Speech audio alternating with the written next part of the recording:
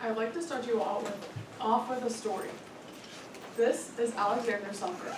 He was a Scottish privateer who, in 1704, when he was just 28 years old, set off on sail to the Mas de Tierra Islands outside of Chile on a solo expedition. But his plans for adventure turned south when he was stranded on the island alone, stuck for 4 years and 4 months, and until he was rescued in 1709. So if you were in Alexander's position, how long could you survive? Could you make it off the island? Find out in worst case scenario. You are shipwrecked on an uninhabited island with a bunch of strangers, and you're all trying to get off this island before it sinks. But there's a catch.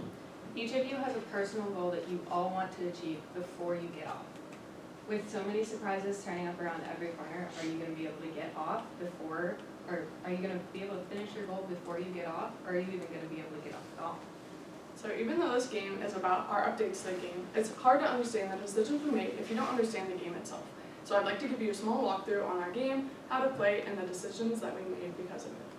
So, setting up is easy by just taking the board and placing the marked and labeled squares, or the bowls, on their numbered circles on the board, and then the cards have their own markings on them as well that have correlating squares on the board in which you place it as well.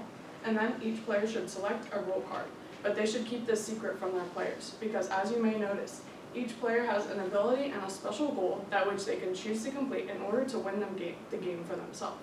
So, for example, if you draw the Saboteur card, your goal is to not let the group leave. So you don't want any of your teammates to find out that you have this goal, because then they know that you're working against you. So once all of the board is set up and everyone has drawn a role card, you find out who goes first by finding out who has gotten lost the most recently. And then from that person on, the group shall move in a clockwise position around the players. So how do you play? On each turn, players have 3 options they can take in each turn. They can choose to draw a card, heal themselves, or they can choose to implement their special action. We have 2 kinds of cards, adventure cards and situation cards.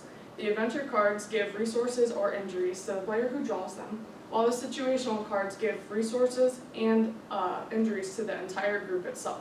So depending on your role, whether you want to complete your own personal goal or work towards the collaborative goals, you might choose to choose one card over the other. On the active player's turn, you can also choose to heal yourselves. When you obtain an injury in the game, water is used to heal your injuries so you don't obtain a major injury, causing you to lose turns throughout the game. So if you're majorly injured and you have water, it might be a good idea to use your turn to heal yourself.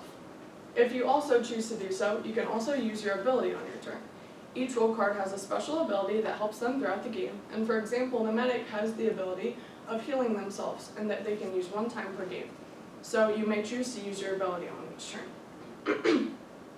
And then finally, once the turn has been completed, each player has the option to deposit resources into the building phases at the end of each turn. So, the building phases in the game work by they move through 1 through 5, and you must complete each phase sequentially in order to build up the raft. So in this scenario, you are almost done with building phase 5, and you have 2 stone and 1 wood. So at the end of your turn, you choose to place your resources into the final bowl of the game, which completes the raft and making your group get off the island safely. Now, while this seems like an easy way to understand the game, there's also a twist, because you are under a time crunch. For the sea levels on the island are rising, and if you don't complete a personal goal or the building phases of the game before the timer runs out, then the entire group loses. Sounds easy enough, right? That's what we thought too. As you may have noticed, we have 3 main game mechanics, which are social deduction, semi-cooperative gameplay, and an elapsed real-time ending. So the social deduction comes into play through the personal goals and trying to figure out what roles people have to figure out if they are really working towards the collaborative goal or just their personal goal. And then the semi-cooperative gameplay comes from having the collective goal and the personal goals themselves, giving a collaborative option and a personal goal option. And then that last real-time ending comes from the 20-minute timer and the ending of the game, where the whole group can lose if the ending happens before you're done. So, we did run into some problems during playtesting, as you all did, and here's what we did about it.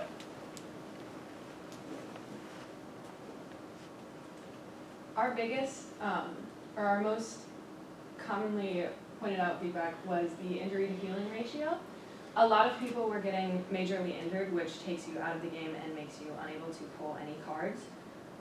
We had a few too many of the 3+ injuries to each player or to the group, which kind of knocked out everyone very quickly, and not enough water cards that allowed people to heal themselves if they had it.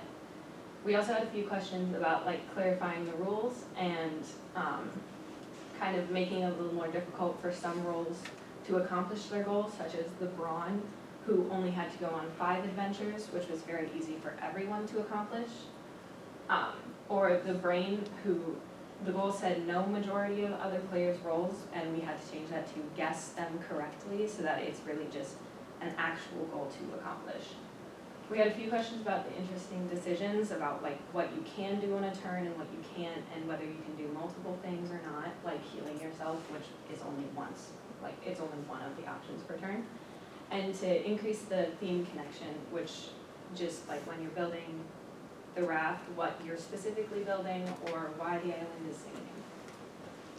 We took all of this feedback into account and changed a few, and added a few things and changed them around to make them better for the player experience.